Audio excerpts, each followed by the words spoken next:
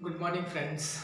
मैं पवन Kumar genius John channel पे आप लोग का फिर से एक बार स्वागत है। मैंने आप लोग को बोला था कि इंग्लिश का क्लास मैं जल्दी स्टार्ट करूंगा और आज वो दिन आ गया है कि मैं एक इंग्लिश का एक जीरो लेवल का टॉपिक आपके सामने प्रस्तुत करने वाला हूँ कुछ ही देर में।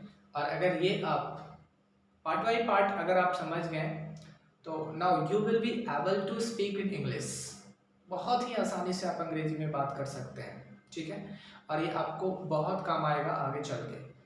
बच्चों को ये चीज़ नहीं पता चलता है कि कौन सब्जेक्ट है, कौन ऑब्जेक्ट है, कौन हेल्पिंग वर्ब है, कौन मेन वर्ब है और कौन एडजेक्टिव है।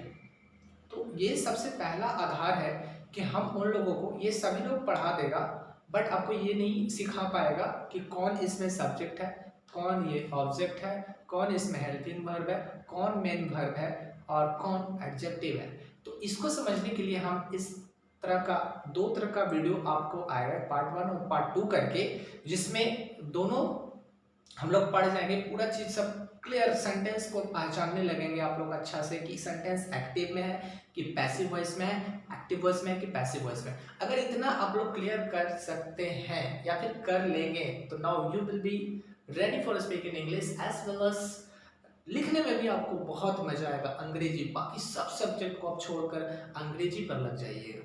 अरे बात समझ में। और एक अंग्रेजी एक ऐसी बात है, एक ऐसी बोल सकते हैं सब्जेक्ट है कि अगर आप किसी से कन्वर्सेशन कर रहे हैं तो लोगों को बहुत अट्रैक्शन मिलता है कि भाई कितना पढ़ा लिखा है, ऐसे है वैसे है। बट ये जब आपको फीलिंग आएगी ना तो एक आप अंदर से एक बहुत अच्छा कॉन्फिडेंस महसूस करेंगे। इसलिए हम आपको बार बार बोल रहे हैं कि आपके लिए मैं एक इंग्लिश का वीडियो डेली डालूंगा शाम को, और इसे आप जरूर देखिए और इसको नोट्स जरूर बनाइए क्योंकि नोट्स बहुत इंपॉर्टेंट है। अगर आपने सेंटेंस लिखना है अंग्रेजी में या किसी भी कॉम्पिटिटिव एग्जामिनेशंस का जब प्रिपरेशंस कर रहे हैं तो grammar is very necessary to crack the competitive examinations. आगे बात समझ में। कॉम्पिटिटिव एग्जामिनेशंस को क्रैक करने के लिए ग्रामर जो है वो एक अहम रोल अदा करता है। इसलिए आपको ये चीज़ें सीखनी ही चाहिए और ये चीज़ें आपको कहीं नहीं मिलेगी। और इसलिए मैं इसे वीडियो के माध्यम से आपको घर पर जिस तरह से डिलीवरी बॉय होता है उस तरह से मैं आपको जोमेटो बॉय बनकर आपके घर में ये पहुंचा रहा हूं। तो आप कृपया इसको नेगलेक्ट ना करें और पूरे वीडियो को अच्छी तरह से देखें। अगर अच्छा लगे तो लाइक जरूर करें, वरना कोई ज़रूरत नहीं, ठीक है। तो आगे बढ़ते हैं, आज का स्टार्ट करते हैं वीडियो।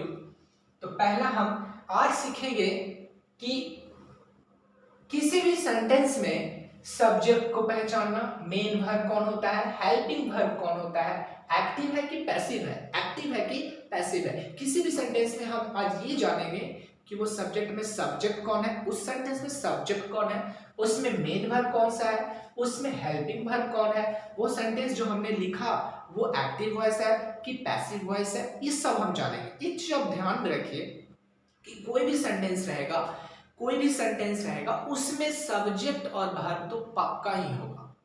मान के लिख लीजिए, मान लीजिए कि सब्जेक्ट और वर्ब के बिना वो सेंटेंस नहीं रहेगा। तो सेंटेंस जब भी रहेगा तो उसमें एक सब्जेक्ट उपस्थित रहेगा और दूसरा क्या उपस्थित रहेगा, उसमें एक वर्ब उपस्थित रहेगा। अब वर्ब भी यहाँ पर दो प्रकार का हम लोग मान रहे हैं, एक मेन वर्ब होता है और एक हेल्पिंग वर्ब होता है। एक मेन वर्ब होता है और एक हेल्पिंग वर्ब होता है।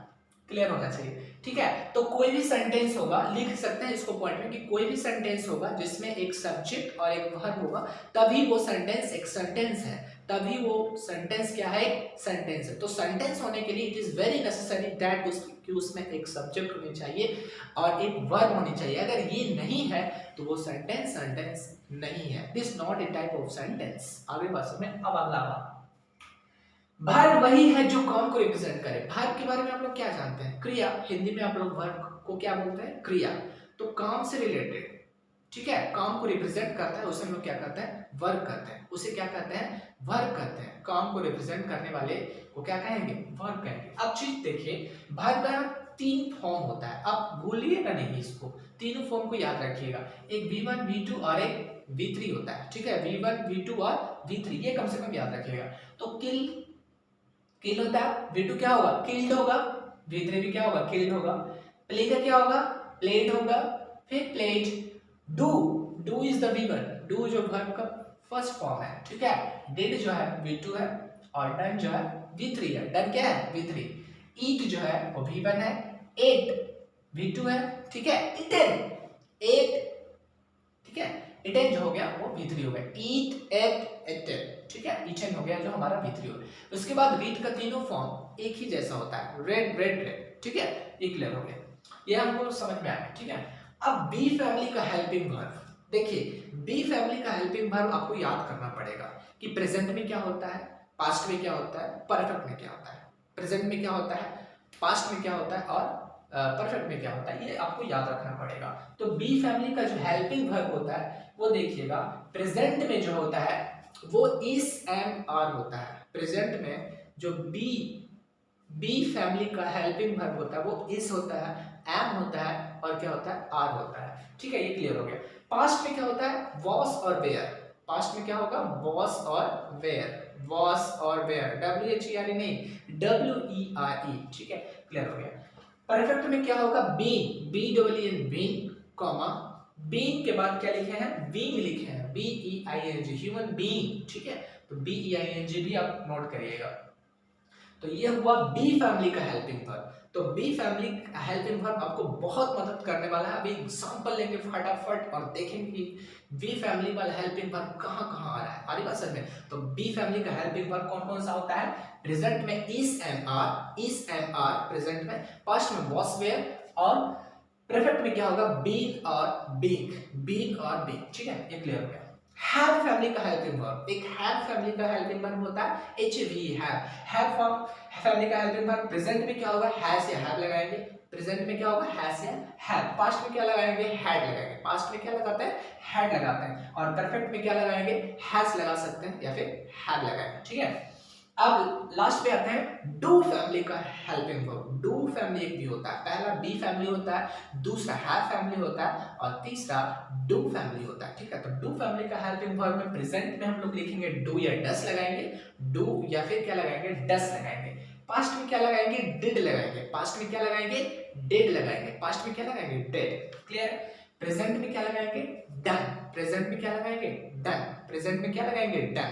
क्लियर होना चाहिए, सभी चीजें क्लियर होनी चाहिए। तो आज हम लोग पढ़ रहे हैं बेसिक सेंटेंस स्ट्रक्चर, किस तरह से कोई सेंटेंस का एक संरचना होता है, किस तरह से का स्ट्रक्चर। तो सेंटेंस का संरचना में एक आपको सब्जेक्ट कम से कम देखने को मिलेगा और एक मेन वर्ब जरूर मिलेगा, अरे बस तभी वो क्या होगा, एक सेंटेंस बन पाएगा। तो सेंटेंस होने के लिए एक सब्जेक्ट के साथ एक वर्ब बहुत जरूरी है, ठीक है। तो हम अब अगर आप नोट कर लेते हैं तो हम आगे की ओर बढ़ते हैं। तो इसको अच्छी तरह से कॉपी में नोट कर लीजिए। एक चीज और यहाँ पर देखिएगा, वर्ब वही है जो काम को रिप्रेजेंट करता है। क्रिया क्या होती है, काम होता है, ठीक है। तो काम को जो रिप्रेजेंट करेगा उसको हम लोग क्या कहेंगे, वर्ब कहेंगे। उसको क्या कहेंगे, वर्ब कहेंगे। तो आप लिख लीजिए, उसके बाद हम इसको आगे बढ़ते हैं, ठीक है। अगला पॉइंट, हम एक एग्जांपल लेंगे, उस एग्जांपल के जरिए हम आपको समझाने का कोशिश करेंगे कि इसमें सब्जेक्ट कौन है, ठीक है। इसमें कौन है, सब्जेक्ट कौन है वर्ब, कैसा ये सेंटेंस है, एक्टिव है कि पैसिव है, एक्टिव है कि पैसिव है, ठीक है। ये ध्यान दीजिएगा, इसको पहले आप लोग नोट डाउन कीजिए।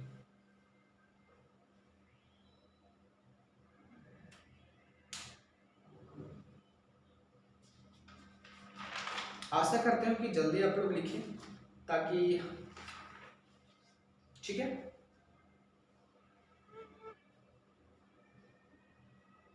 ठीक है, हो गया, ठीक है, ये हो गया।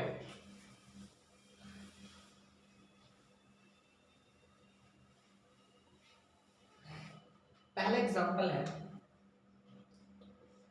रिया सो ए ग्रीन स्नेक, ठीक है। रिया ने एक हरे सांप को देखा। रिया क्या देखी है, एक हरे सांप को देखी है। रिया सो ए ग्रीन स्नेक, ठीक है। रिया ने काम किया है, क्या किया है, काम किया है, ठीक है। रिया ने यहाँ पर एक काम किया है, देखा है, क्या देखा है, हरा सांप देखा है। तो देखने का काम हुआ ना, यहाँ पर क्या चीज का काम हुआ, देखने का। तो यहाँ पर सौ जो हो गया वो क्या हो गया, वर्ब हो गया। अब वर्ब कौन सा वर्ब, ये मेन वर्ब हुआ। ये कौन सा वर्ब हुआ? मेन वर्ब हुआ। तो यहाँ पर लिखेंगे MAIN मेन और VERB भर। तो ये हो गया हमारा मेन वर्ब। ठीक है, ये क्लियर होना चाहिए। ये मेन वर्ब हो गया। उसके बाद हम लोग क्या देखते हैं कि ये जो नाम है रिया, किसने देख रहा है? कौन देख रही है? कौन देख रही है हरे सांप को? तो रिया देख रही है। तो रिया यहाँ पर हो जाएगा सब्जेक्ट। रिया क्या हो गया यहाँ पर? सब्जेक्ट हो गया। ठीक है, रिया काम कर रही है। कौन काम कर रही है? रिया कर रही है। तो Riya is just a type of subject. तो रिया यहाँ पर क्या है? सब्जेक्ट है। ठीक है, ए जो है यहाँ पर ये भी बताते चले कि ये आर्टिकल है। ये क्या है? ए अंदर ये क्या होता है? आर्टिकल। इससे अभी मतलब नहीं है, हमें इसको नहीं कुछ करना है। ठीक है, यहाँ पर स्नेक जो है, स्नेक सांप, तो ये क्या है? हमारा ऑब्जेक्ट है। ये क्या है? हमारा ऑब्जेक्ट है। और ये जो ग्रीन जो है सांप कैसा है? हरा है। विशेषता बता रहा है। That is called adjective. इसको क्या बोलेंगे हम लोग? एडजेक्टिव बोलेंगे। ठीक है, विशेषता बताए तो उसे हम लोग क्या कहेंगे? एडजेक्टिव। ऐसा है, इसलिए आप लोग को समझ में आ रहा होगा। यहाँ देखने का काम हो रहा है, इसलिए इसको मेन वर्ब बोल दिया मैंने। ठीक है, और देख कौन रही है? रिया। तो रिया इज सब्जेक्ट। और यहाँ पर जो सांप हो गया अंतिम में, ठीक है, वो क्या हो गया? हमारा ऑब्जेक्ट हो गया। और जो हरा बता रहा है किस तरह का है सांप, तो हरा रंग का है। तो हरा यहाँ पर विशेषता बता रहा है सांप की। तो ये हो गया एडजेक्टिव। ये क्या हो गया? एडजेक्टिव। दूसरा एग्जांपल लेते हैं। दूसरा आपको और अच्छे से समझ में आएगा। They walked into a big mall. They walked into a big mall. ठीक है, वे लोग कहाँ गए हैं? कहाँ घुस गए? एक बड़े से मॉल में। एक बड़े से मॉल में घुस गए। ठीक है, अब क्या है कि यहाँ पर वॉकड आ रहा है। क्या आ रहा है? वॉकड आ रहा है। और ये वर्ब का किम्मा रूप है, थर्ड रूप है। वर्ब का किम्मा रूप है, थर्ड रूप है। ठीक है, ये वर्ब का किम्मा रूप है, थर्ड। तो यहाँ पर चलने का काम हो रहा है। क्या चीज का काम हो रहा है? चलने का काम हो रहा है। यहाँ पर चलने का काम हो रहा है। तो ये क्या होगा? Main verb. काम हो रहा है मेन वर्ब। तो ये हो गया मेन वर्ब। ये क्या हो गया? हमारा सब्जेक्ट हो गया। वे लोग, चलने का काम कौन कर रहा है? वे लोग काम कर रहे हैं। तो वे जो लोग जो हो गए वो सब्जेक्ट हो गया। ठीक है, यहाँ पर ध्यान दीजिएगा, इसमें ऑब्जेक्ट कोई नहीं है। इसमें ऑब्जेक्ट कोई नहीं है। ठीक है, ये ध्यान रखिएगा। तीसरा एग्जांपल लेते हैं। एक और एग्जांपल बहुत अच्छा है। Rohan was killed in a fight. Rohan नहीं लिखो, मनीष लिखते हैं। MANISH। Manish was killed, killed in a fight. Manish was killed in a fight. Manish एक फाइट में मारा गया। मनीष जो है एक फाइट में मारा गया। ठीक है, मनीष जो है फाइट में मारा गया।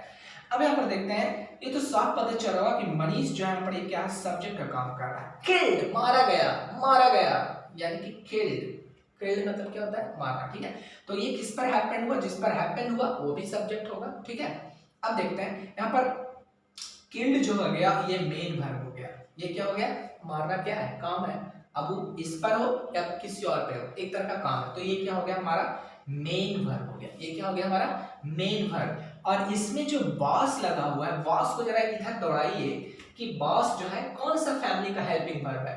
तो बॉस जो है ये बी फैमिली का हेल्पिंग वर्ब है। बी फैमिली का। यहाँ पर सेंटेंस को पकड़ना बहुत जरूरी है। तो ये जो है ये कौन सा वर्ब है? ये हमारा हेल्पिंग वर्ब है। ये कौन सा वर्ब है? Helping verb. ठीक है, और ये कौन सा फैमिली का? बी फैमिली का ये हेल्पिंग वर्ब है। ठीक है, तो यहाँ पर ध्यान देना है, हमें ये ध्यान देना है कि अगर मेन वर्ब के पहले कोई भी हेल्पिंग वर्ब बी फैमिली का आ जाता है, तब वो सेंटेंस जो होता है वो किसमें होता है? पैसिव वॉइस में होता है। कैसा होगा? पैसिव वॉइस में होता है। तब वो कैसा हो जाता है? पैसिव वॉइस में हो जाता है। ठीक है, Manish was killed in a fight. Manish एक फाइट में मारा गया। तो मारा गया यहाँ पर मेन वर्ब हो गया। ठीक है, मारा गया। और बॉस जो है, बॉस बी फैमिली का पास्ट टेंस वाला है, बॉस। तो बॉस जो हो गया वो हेल्पिंग वर्ब हो गया। तो ध्यान रखिएगा, हेल्पिंग वर्ब जो है मेन वर्ब के पहले आता है। अगर मेन वर्ब के बाद, मेन वर्ब के पहले कौन आता है? Helping verb. और एक चीज और याद रखिएगा कि हेल्पिंग वर्ब के बाद अगर वर्ब का तीसरा फॉर्म आ रहा है तो वो पूरा सेंटेंस जो है वो पैसिव वॉइस होगा। वो कैसा होगा? Passive voice. That sentence will be passive. किसमें होगा? पैसिव। अगर उसमें इस तरह का नहीं है, मतलब हेल्पिंग वर्ब के बाद मेन वर्ब है लेकिन मेन वर्ब थर्ड फॉर्म वाला नहीं है, तो वो होगा एक्टिव में। क्या होगा वो? एक्टिव में। तो जैसे इसमें बात कर रहा है तो इसमें मेन वर्ब है, इसमें कोई भी हेल्पिंग वर्ब नहीं, तो इसमें कुछ सोचना ही नहीं है। तो ये जो पूरा सेंटेंस है ये कौन सा फॉर्म में है? ये एक्टिव वॉइस में। कौन सा वॉइस में? Active voice. ठीक है, यहाँ पर देखते हैं they walked into a big mall. यहाँ मेन वर्ब है but there is no presence of helping verb, so this sentence is in active voice. So this sentence is in क्या? Active voice. इसको हम लोग बोलेंगे active voice में। But if the helping verbs and the main verbs are present in the sentence, then this sentence is called, इसको हम लोग क्या बोलेंगे? कुछ नहीं बोलेंगे, इसको हम लोग बोलेंगे passive voice। इसको क्या बोलेंगे? Passive voice. तो क्लियर है, आप लोग को समझ में कुछ अच्छा से आ रहा होगा। और क्लियर करते हैं इसको मिटा देना है। अगर आप लोग को थोड़ा सा भी डाउट है कमेंट करके तुरंत पूछ लीजिए, क्योंकि पूछने में हड़बड़ाए तो गए काम से। ठीक है, तो एक लास्ट एग्जांपल ले लेते हैं आप लोगों के लिए, क्योंकि वीडियो ज्यादा लंबा होगा तो आप लोग देखते नहीं है वीडियो को। People are playing football. Peoples या फिर people are playing football, playing a football. ठीक है, यहां पर देखते हैं पीपल, लोग क्या कर रहे हैं? फुटबॉल खेल रहे हैं, खेल रहे हैं। तो खेलना क्या होता है? मेन वर्ब होगा। ठीक है, इसके पहले कौन आ रहा है? आर आ रहा है। क्या आ रहा है? आर। यहां पर ये आर है। ये आर कौन सा वर्ब है भाई? ये हेल्पिंग वर्ब है। और क्या? हेल्पिंग वर्ब है। खेल कौन रहा है भाई? लोग खेल रहे हैं। तो लोग खेल रहे हैं, तो लोग यहाँ पर हो गया सब्जेक्ट। लोग यहाँ पर क्या हो गया? सब्जेक्ट। आगे बात समझ में, ये क्लियर होना चाहिए। ये क्या होना चाहिए? क्लियर। अब यहाँ पर बात करेंगे कि हेल्पिंग वर्ब के साथ मेन वर्ब तो आया है भाई, ये क्लियर है। मैंने क्या बोला था कि हेल्पिंग वर्ब के साथ अगर मेन वर्ब का तीसरा फॉर्म अगर आ जाए ना, तो वो जो सेंटेंस हो जाता है वो पैसिव हो जाता है। लेकिन हेल्पिंग वर्ब के साथ मेन वर्ब तो आ रहा है, लेकिन मेन वर्ब में यहाँ पर आईएनजी लगा हुआ है। क्या लगा हुआ है? आईएनजी, कंटिन्यूअस टेंस का। तो that sentence is also is in active voice. ठीक है, ये भी एक्टिव वॉइस में होगा। अगर यहाँ पर प्लेड होता ना, अगर यहाँ पर प्लेड होता तो ये पूरा सेंटेंस पैसिव में हो जाता। पूरा सेंटेंस किस में हो जाता? पैसिव में। तो ये अभी इस फॉर्म है, तो इसका फॉर्म क्या हो जाएगा? एक्टिव वॉइस में। ये कौन सा वॉइस में है? एक्टिव वॉइस में। This sentence is in active voice. ये सेंटेंस जो है ये किसका है? एक्टिव वॉइस का सेंटेंस है। क्लियर? इतना सारा अच्छा से समझ में आ गया होगा आप लोगों को। अगर नहीं समझ में आया तो कृपया कर एक बार फिर से कमेंट करें कि हमें ये वाला एग्जांपल समझ नहीं आया, तो मैं फिर से समझाने का कोशिश करूंगा। अगर इसको आप नोट डाउन कर लेते हैं तो बहुत अच्छी होगी, बहुत अच्छी हो जाएगी आपकी इंग्लिश। धीरे धीरे इंप्रूवमेंट में समय लगेगा, फिर तो आप द हिंदू अखबार फटाफट अंग्रेजी में पढ़ने लगोगे और उसका मीनिंग वगैरह डेली मैं इसको करवाता रहूँगा। अंग्रेजी और केमिस्ट्री का क्लास साइमल्टेनियसली होता रहेगा। इसके लिए आप लोग टेंशन मुक्त रहें। ठीक है, तो ये हम आज के लिए इस वीडियो के लिए बस इतना ही। और जो भी नए सब्सक्राइबर हैं उस वीडियो को बढ़िया से देखिएगा और कोशिश करिएगा अपने फ्रेंड को ये शेयर कर दीजिए। ठीक है, क्योंकि इंग्लिश का भी क्लास अब चलेगा और ये डेली चलेगा। ठीक है, तो चलते हैं। बाय बाय, थैंक यू, जय हिंद, जय भारत, गुड नाइट।